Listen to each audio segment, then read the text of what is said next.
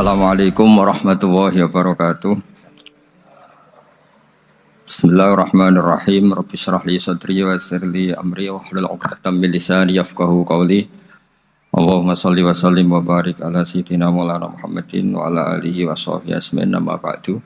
Ketika manusia mengatakan mampu, sebenarnya ada sekian hal yang manusia itu tidak ikut melakukannya, tidak ikut menciptakannya. Misalnya kue nyuber, supirana enak, punya pengalaman, tidak kecelakaan karena apa? Nyuber kue enak, mobilku normal, mobilmu normal lah, tewabrak mobil yang mabuk, apa? Nah di sini ini manusia dituntut, diingatkan terus, kamu itu butuh Allah, rahmat Allah itu yang melindungi kamu, bukan keahlian kamu, bukan kecakapan, karena tanpa itu semua tidak bisa, semuanya Allah. Ya, tapi manusia tadi gara-gara misalnya tadi mobilnya normal, dia punya keahlian nyuber, terus mengklaim kalau keselamatan dia itu karena hati-hatinya dia, karena mobilnya normal.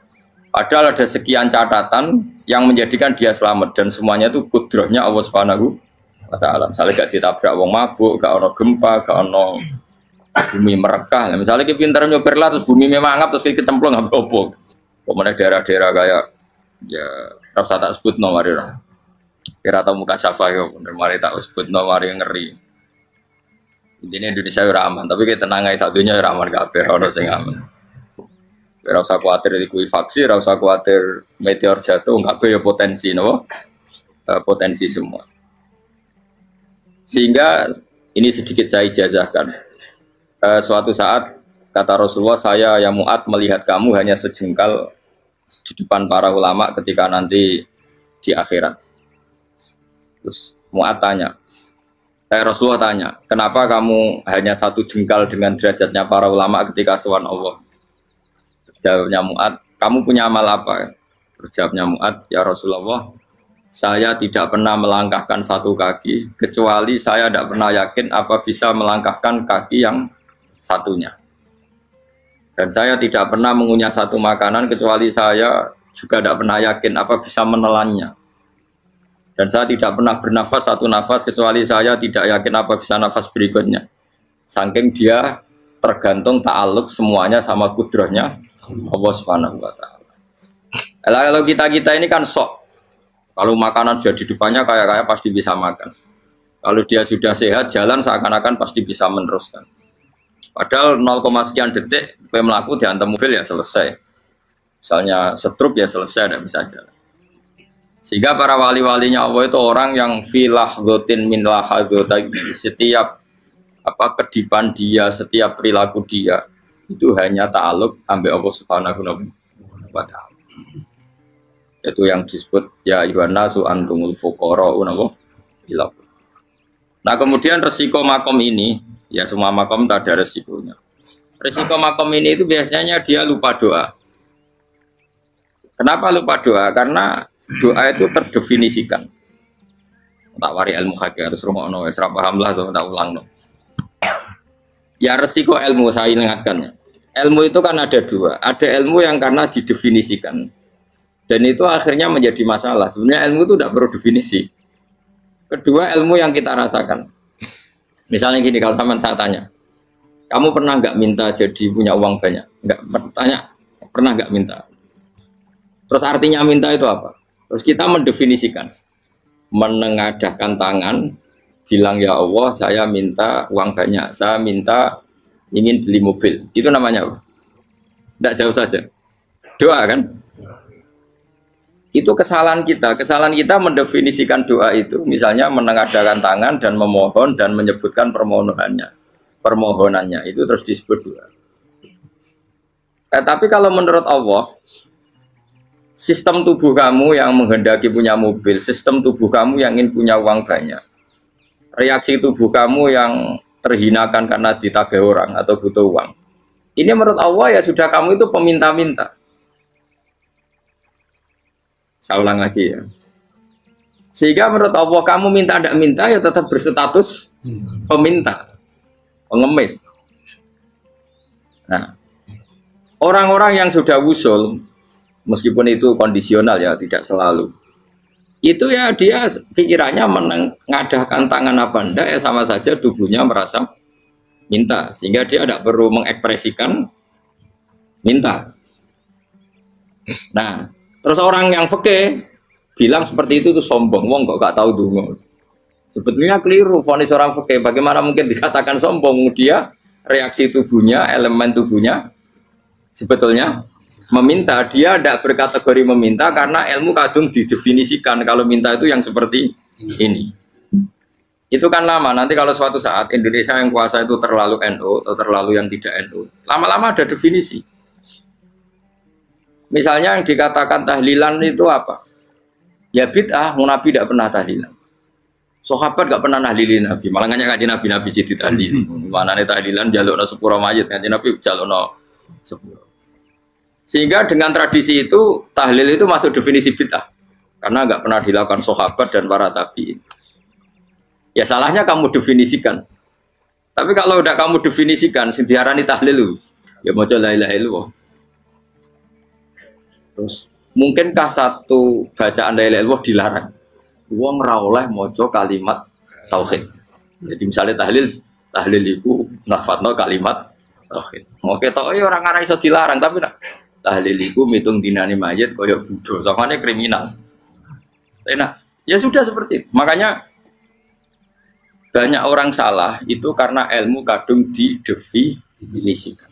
Nah, definisi itu sebenarnya tidak mengikat dalam banyak hal. Ini penting saya utarakan. Ya karena seperti itu. Makanya itu masalah-masalah besar antara kita dan firqah-firqah yang lain, masalah ahli sunnah, terus masalah yang lain-lain. Memang ya sudah seperti itu. Ya saya ulang lagi ya. Ketika Nabi Ibrahim mau dibakar Namrud, itu masyhur cerita itu. Dan kemudian jadi Nabi namanya Habib Syahid. Habib Syahid itu sebetulnya hanya ngutip Habib Abdul Haddad. Jadi syair itu sebenarnya ada di Diwanul Haddad. Apa? Diwanul Haddad. Diwanul Haddad itu syair-syair Abdul Haddad ketika beliau usul, beliau mukasyafah. Terus bagian dinyanyikan Habib Syahid terjadi populer. Saya ulang lagi ya. Tubuh kita, misalnya kamu lapar, perut kamu kan mereaksi minta makan. Andaikan kamu itu Tuhan, kan kamu tahu bahwa perut kamu itu minta makan. Tanpa kita bilang, ya Allah saya minta makan, Allah tahu kalau reaksi tubuh kamu minta makan. Sehingga orang yang tidak minta pun asal makomnya makom yang ikror, mengakui kalau dia butuh, ya namanya sudah minta. Tapi fikih kadang mendefinisikan sing darane minta itu hanya madhep kiblat terus menengadakan tangan dan sebagainya. Ya sudah kita sebagai orang pengikut ya yang ikuti fikih, yang ikuti tasawuf, sebetulnya itu definisi yang sepihak. Sehingga ketika Nabi Ibrahim mau dibakar Namrud, masyhur itu cerita itu. Beberapa hari mungkin bulan-bulan orang disuruh Namrud tarik kayu sebanyak-banyaknya. Ketika kayu sudah terkumpul mungkin satu lapangan, Ibrahim mau dibakar. Pegawainya Namrud itu bingung caranya mencalok Ibrahim. Mereka saking gedene napa? Api. Nak dicalok ado iku ratok tengah. Nak diparekno iku kepanasan. Masyhur. Terus setan zaman itu orang akeh dadi setan tenan. Saya kan duplikate sakeh dadi setan ra tau muncul. Wong duplikate wis napa? Akeh. Singkat cerita setan itu muncul pura-pura jadi manusia terus ditemukan manjane. Manjane ya semacam ketepil besar yang jadi mana ya dari kiai-kiai ketepil haram mergo penemune setan. Jadi ini tuh. Tapi nak manjanik penemuan setan itu betul, walhasil terus dibikinkan satu manjanik semacam ketepil besar terus Ibrahim dilemparkan ke api lewat apa ketepil tadi, idenya siapa? Setan. Nah ketika di tengah api itu unik, kata malaikat Jibril datang terus tanya sama Ibrahim, ya Ibrahim apa kamu butuh saya? Butuh, alakah haja, apa kamu punya kebutuhan? Jawab Ibrahim, lah saya tidak punya kebutuhan. Amma ilaika fala, kalau ke kamu ndak, karena kamu makhluk, apapun keren kamu Jibril tetap kamu makhluk. Amma ilaika fala, ndak maksudnya butuh ke Allah nanti saya nyampaikan. Malah dinya Nabi Ibrahim, kalau Allah ndak usah kamu sampaikan ya sudah tahu. Gua be Jibril. Oh, aku itu takut kan? Ya saya ulang lagi, apa kamu punya kebutuhan? Alaka hajalah, amma ilaika fala, kalau ke kamu ndak. Nggak, maksudnya butuh ke Allah, nanti saya sampaikan. Karena Jibril yang mentang-mentang dekat sama Allah dan tukang memberi informasi. Tapi kata Ibrahim, kalau ke Allah sih nggak perlu kamu, dia sudah tahu. Nah, itu terjadi nazamannya Habib Abdul Haddad Masyhur itu apa? Hasbi min su'ali ilmuhu bihali. Jadi cukup ilmunya Allah itu menjadikan saya tidak perlu minta. Hasbi min su'ali ilmuhu bihali. Jadi ada kondisi tertentu yang para wali itu, saya ulang lagi, kondisi tertentu yang para wali itu ya tidak minta. Tapi kalau itu ditiru jenengan semua ini jadi keangkuhan. Kenapa? Wes ora ndonga tangane ditenangano, atine ora eling pangeran, kan akhirnya tak jaluk tenan. Jadi gue aja niru wali-wali. Nah wali-wali itu kan misalnya tangannya tidak menengadah, tapi semua sistem tubuhnya merasa butuh sama. Saya itu pernah, gitu. Tapi itu kondisional dan saya juga ngulang tidak mesti bisa. Ketika saya umroh itu pernah saya ada satu kondisi itu doa ya di putaran pertama terus. Di putaran pertama saya berdoa ya agak banyak di multazam. Putaran kedua mau berdoa sudah tidak berani lagi. Sampai ke-7. Hari kedua ya tidak berani, hari ketiga tidak berani. Nah seperti itu tidak bisa dibuat-buat meskipun saya juga agak ingin. Tapi ya pas itu ya nggak bisa. Gara-gara itu korban kitab hikam, ya kitab hikam yang terkenal. Kitab hikam itu pernah cerita gini. Rubbama dallahum al-adab ala tarkit tolak. Terus di antara makalahnya itu wa inna ma yunabbahu man yajuzu alaihil ikhfal. Tapi kamu jangan niru dosa kan. Tapi jangan ingkar ilmu ini tambah dosa oke. Jadi niru ya dosa, ingkar ya dosa. Jadi ada seorang wali kata hikam. Kadang-kadang seorang wali itu mau doa diulang itu sungkan. Kenapa? Yang perlu diingatkan tuh yang potensi lupa. Allah kan masih ingat doa kemarin. Loh itu gara-gara saya sebelum umroh itu mensinau kitab hikam itu agar itu ya Allah. Sing tak dongani wingi ejek eling kok tak eling nomene. Dadi wa inna ma yunabbahu man yajuzu alil fal, yang bisa diingatkan hanya orang yang potensi lupa. Sementara Allah tidak akan. Tapi kan akhirnya dongane eling. Ya Allah kayak kemarin. Hari ketiga ya Allah kayak. Makanya menurut saya ilmunya orang hakikat itu juga ada sisi kriminalnya karena ya tadi. Tapi kamu ingkar ya keliru. Memang Allah gak mungkin lupa, ngapain kamu ingatkan. Makanya menurut saya Allah itu manggat terbaik, bener-bener Rahman Rahim. Mestinya nak Allah terbaik, itu ngomong bedino malah ngamuk. Lah aku lali tapi mbok eling dong. Tapi Allah itu ya maklumi ya dengan kekeliruan. Kita ini kan selalu keliru, dongo terus ya keliru sebetulnya, karena seakan-akan kan mengingatkan seseorang yang mungkin lupa. Wong Allah tidak pernah lupa kok, kamu ingetin terus. Atau kamu menggurui Allah, yaitu ya Allah nang sebadani kalau di duake, padahal nggak mesti maslahat bagi kamu. Duake orang mesti maslahat bagi kamu. Maka ada sekian contoh yang wali itu dibully pangeran. Saya sering cerita, banyak cerita wali itu dibully pangeran, digarap ya pangeran. Ini gara-gara salah dewi. Saya pernah cerita dan itu ada di hikam betul di kitab itu ada. Ada wali itu tukang hamal itu manol di pasar, itu tukang angkut. Jadi kalau ada orang bawa barang berat diangkut dia, terus misalnya kalau dulu mungkin ya ke kereta atau ke singkat cerita terus diupahi. Saat dapat apa dia pasti pulang karena dia hanya butuh makan satu piring, karena dia tirakat makan satu piring untuk ibadah 24 jam. Singkat cerita dia ngeluh ya Allah. Kamu tahu, engkau tahu, saya ini pecinta engkau. Saya ini hanya butuh makan satu piring untuk kuat sholat. Tapi kenapa harus jadi juru manol? Berilah saya rezeki yang tanpa kerja. Selang sekian hari dia dituduh maling, terus di penjara, terus dapat rezeki tanpa kerja. Dia ya Allah kenapa jadinya gini? Kan kamu minta rezeki tanpa kerja. Ya itu penjara itu rezeki tanpa kerja kan. Jadi Allah memperlakukan para walinya itu memang unik. Ya kadang dibully. Sehingga dalam cerita-cerita kenabian, kata Qadiyat itu, nggak ada orang yang sering dibully Allah kayak nabinya. Karena nabi itu orang yang dicintai Allah. Jika salah sedikit saja itu, cara pangeran itu, cara kampus itu digarap, pokoknya dipelonco, salah sedikit. Misalnya begini, Nabi Yakub itu kan nabi. Dia mungkin nyon jauh nggak tersadar, nyembelih apa itu anak sapi itu di depan indukannya. Ya beliau mungkin spontan saja, Pak. Kalau kamu yang melakukan pasti tidak ada hukumannya karena Allah tidak pati peduli sama kamu, sudah lah. Artinya nggak peduli, salah pantas saya nggak jelas ya. Gitu. Tapi ini Nabi. Ketika itu terus idukannya sapi tadi, ya Allah, Yakub itu kekasihmu. Saya tidak berani sama dia karena dia kekasih. Tapi saya tetap menuntut keadilan. Dia harus merasakan susahnya dipisah dengan anak.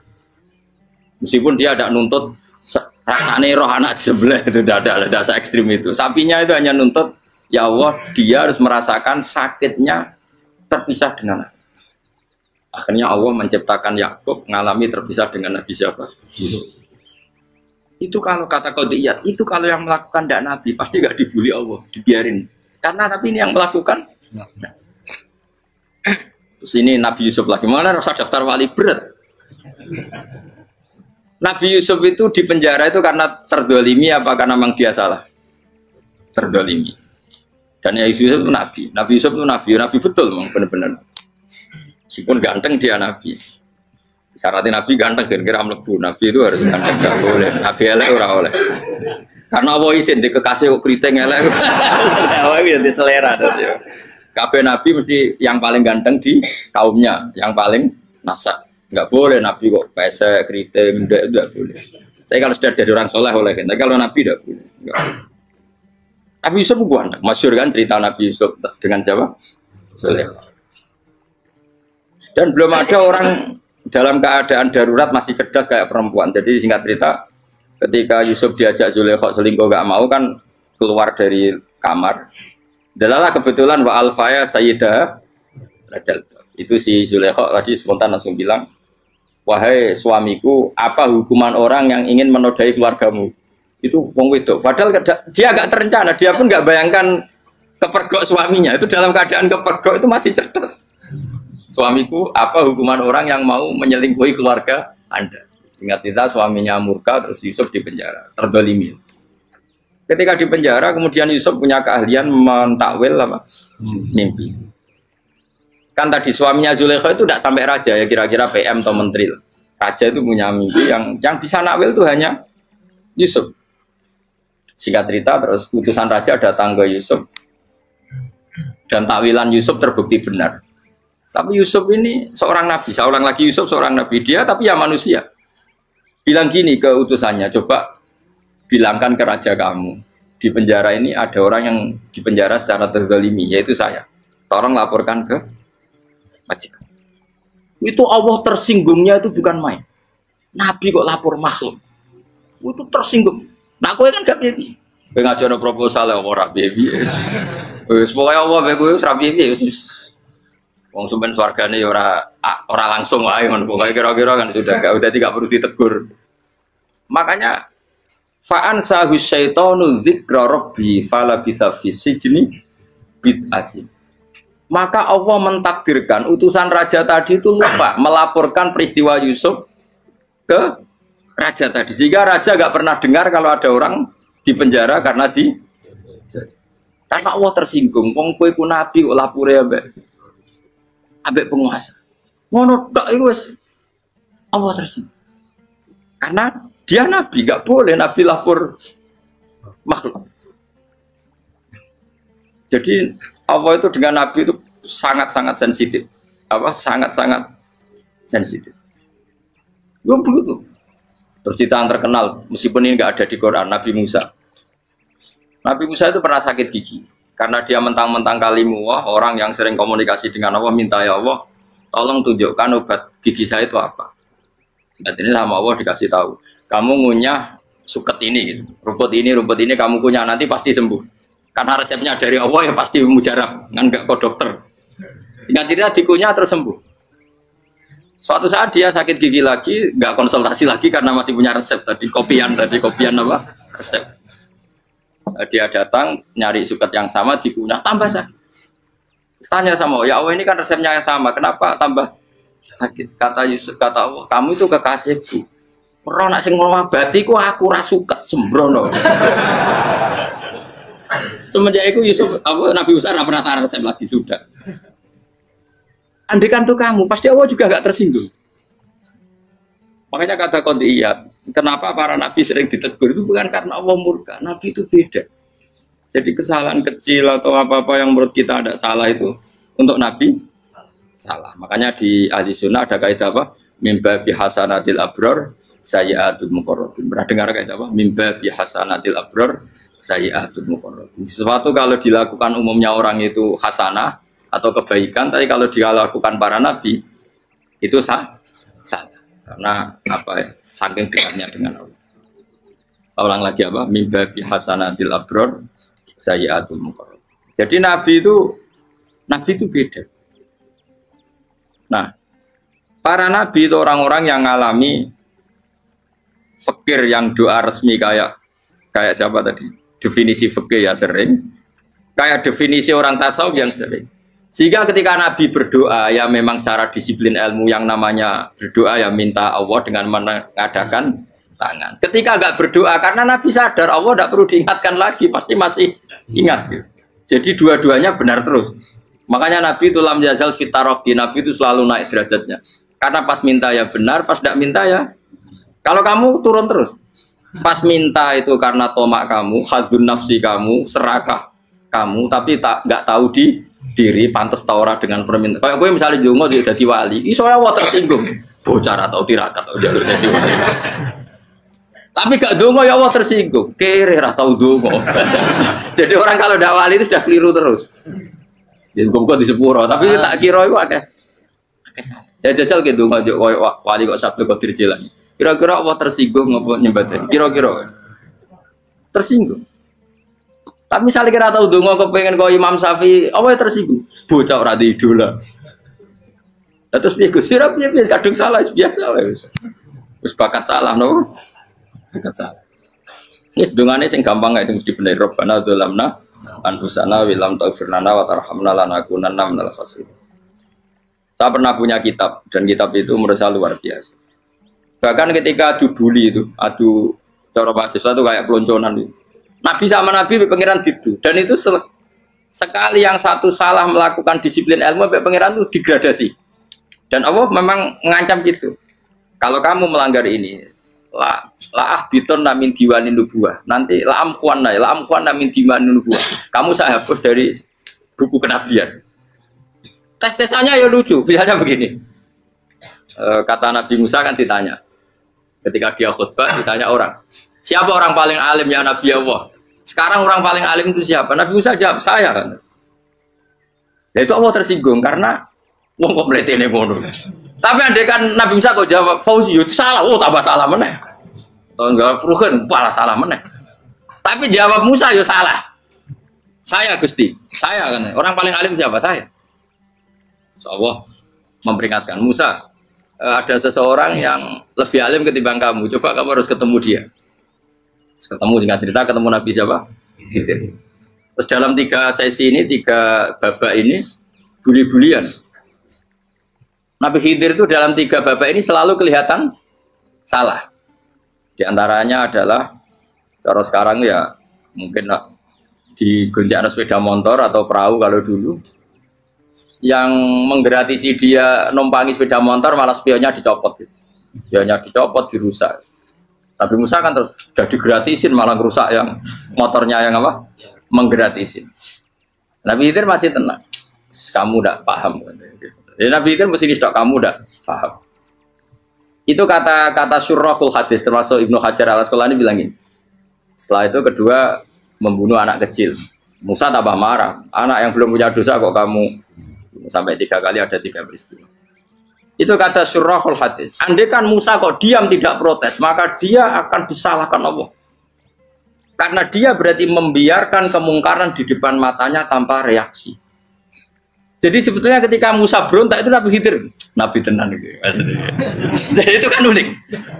Tapi berontak itu disalahno. Jadi angel sandi tes-tesan dadi nabi ku ya angel. Misalnya kok Nabi Musa itu kayak model santri Jawa Timur. Nabi Khidir salah, nggih nderek mawon. Ya ora nabi jero barang mungkar. Menengae. Berarti yo nabi goblok ngono kira-kira. Makanya memang Musa harus konsisten seperti itu, harus demo terus. Kayak saya misalnya sebagai kiai fikih, kiai ya harus seperti ini cara mulang saya. Enggak boleh saya misalnya terus anut mulang terus tawadhu semeneng itu ora karu-karuan. Jadi andaikan Musa kok tidak protes itu malah salah. Ya memang harus. Dan itu Nabi Khidir Nabi tenang. Makanya Nabi Khidir akhirnya respect. Tidak ada hati sebaik Abu Musa. Risi itu gak nyaman ketika melihat kamu. Jadi itu sebenarnya poin. Tapi lucunya Nabi Khidir yang nyalan. Tak ada dari rasa kok komen tak kok. Tapi harus disalah no. Ya aku cari Nabi Musa. Ya jajal, gaya peristiwa meneh aku tak sabar rata kok. Bareng. Kok jajal nih. Bareng dijajal ya protes meneh. Barang protes meneh, tinggal satu kali kesempatan. Kowe takok meneh wis ora dadi murid. Dikasih kesempatan lagi, ya protes meneh deh. Tapi itu justru itu menjadi kelebihannya Nabi Musa karena syarat seorang nabi adalah al-musara'ah ila inkaril munkar kata Ibnu Hajar Al-Asqalani. Syarat seorang nabi adalah secepat ngengkari sesuatu yang mungkar. Enggak boleh. Ya toh kan misalnya kita jadi murid terus gurumu itu gandeng artis atau gandeng penyanyi dangdut. Derek mawon. Jadi guru mumet goblok. Tapi kowe ngloroi guru tersinggung. Ora roh hikmah iku. Kan bingung no. De guru ngene kok bingung no. Soale de guru jadab dorong Jawa Timur apa? Gurumu gandeng penyanyi dangdut. Reaksimu piye? Jek takok. Ayo loh, nah elek kan gak iri. Biasanya nah elek itu ora iri. Sekarangmu Pak. Sing ayu, sing potensi iri. Kira-kira reaksi kamu itu milih derek mawon apa berontak? Golek nak gurumu wong alim mesti nak pasti meneng muridku gila bener gak sensitif roh barang mungkar dilakukan di depannya kok tidak reaksi tidak protes gak gebet tenan. Tapi lucunya guru mau nak protes ya gak luwe akhlak guru lagi senengnya kok ora oleh. Nah Nabi itu kan bully-bulian jadi Nabi Khidir dengan Nabi Musa itu tepat-tepat. Karena dua orang ini sama-sama kekasih Allah. Itu Nabi Musa justru barokahnya itu dia tidak pernah kelasmennya di bawah Nabi Khidir. Semua ulama sepakat kelasmennya Musa tetap di atas Nabi Khidir. Sehingga yang berlaku ya tetap ilmunya Nabi Musa bahwa membunuh anak kecil tidak boleh, merusak perahu milik orang lain tidak boleh. Karena Allah tetap lebih respect dengan ilmunya Nabi Musa. Nabi Khidir tetap ilmunya nggak dipakai meskipun dia disebut hakikat. Karena ilmunya Nabi Khidir ngani ngoyo. Ngani ngoyo wong ape mutusno ngenteni nginceng Loh Mahfud. Lah sing iso iku sapa? Barang ra mungkin kok. Makanya Nabi Khidir terakhir menutup kalimatnya wa ma fa'altuhu an amri. Dzalika ta'wilu ma lam tasbi alaihi sab. Aku dhewe nglakoni ini ya ora roh, wis ditakdir nglakoni ngene wae. Dadi Nabi Khidir ya ora paham. Jadi wa ma fa'altu an amri itu akhir kira-kira artinya saya sendiri tidak melakukan ini karena inspirasi saya sendiri atau keputusan saya sendiri. Tahu-tahu saya ditakdir melakukan. Karena pas itu Nabi Khidir disetting semuanya dengan ilmu hakikat. Yaitu bayi tadi memang kutiba kafiron. Kutiba kan apa? Kafiron. Memang dia nanti kalau umur nganti tua ditakdir mati kafir. Daripada mati kafir nanti ya sudah mati sekarang. Tapi nggak mungkin kan ada syariat daripada soben beling pateni kecil. Ora ono syariat, tetap ikut Nabi Musa. Makanya kata Ibnu Hajar Al-Asqalani itu uniknya Allah sama para wali-walinya. Wali ku klirullah itu tuh disenengi pengen. Terus pangeran nabi-nabi ini yo kecil-kecil kan, yo pancen nak wong. Terus keempat kan. Tadi kan saya punya contoh 3, ini contoh keempat, ini terakhir. Kakean kok ilmu merah cukup tetap malah bingung enggak. Nabi itu minggat itu boleh enggak? Tanpa pamit, minggat itu pergi enggak pamit itu boleh enggak? Enggak boleh. Rasulullah meskipun kayak apa disakiti di Mekah itu enggak pernah minggat, enggak pernah hijrah. Saya ulang lagi, karena butuh izin. Tapi Allah pernah punya kekasih yaitu Nabi Yunus. Nabi siapa? Yunus. Itu Quran meredaksikan ya abako. Abako itu terjemahnya apa? Minggat. Kalau pergi itu dahaba. Tapi ini Allah meredaksikan itu abako. Abako itu ya minggat. Nabi Yunus itu dakwah di daerah Nainua. Ya, Nainua itu ya Babylon sana. Kampungnya namanya Nainua. Ya daerah Babylon. Babylon itu kalau di geografis modern ikut Irak. Ikut mana? Irak. Jadi Kufa, Basra, Babylon. Terus siapa itu yang mengalahkan pasukan Yahudi dulu itu Buktanasor, Hebuket, Nasir itu ikut mana? Babylon apa? Babylon. Bama unzila alal malaka ini di Babila Harut Amar. Makanya kalau ulama-ulama melihat Irak kacau sampai sekarang itu tidak kaget. Irak itu ardun mal'unah kalau di kitab-kitab, bumi yang memang sudah terlaknati mulai dulu. Sehingga ketika ada kasus Saddam Hussein sekarang itu ulama tidak kaget. Zaman Rasulullah Sugeng itu Irak itu termasuk sudah bumi yang guna keazalah. Jadi di sana pasti banyak fitnah. Fitnah pertama yang dicatat sejarah adalah Mautul Husain, apa? Kabudutnya Said siapa?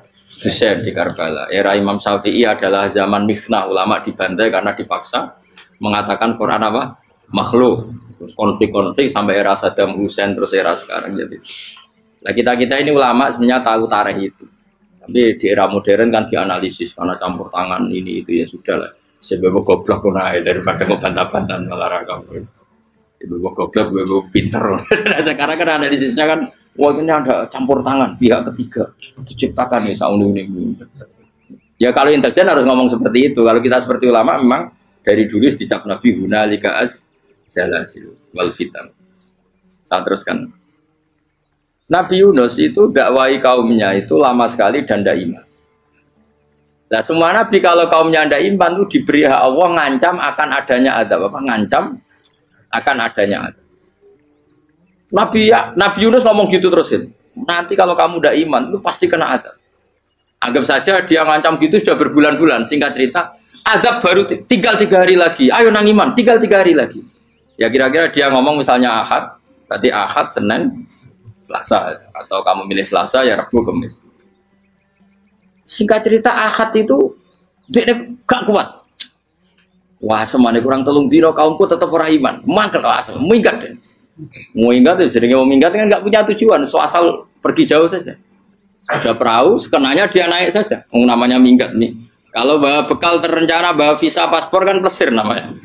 Jadinya minggat itu ya gak, ya sekenanya nggak persiapan. Singkat cerita sampai ikut perahu nelayan tadi terus zaman itu ya ada mitos kalau ada gelombang yang nggak wajar pasti ada orang minggat. Terus ditanya siapa yang minggat, Nabi Yunus kan orangnya jujur saya katanya. Ya sudah yang minggat harus dicemplung no, gitu. Terus ada yang agak baik ya jangan gitulah. Ini kan kita semua butuh selamat, judi dulu. Terus judi satu lagi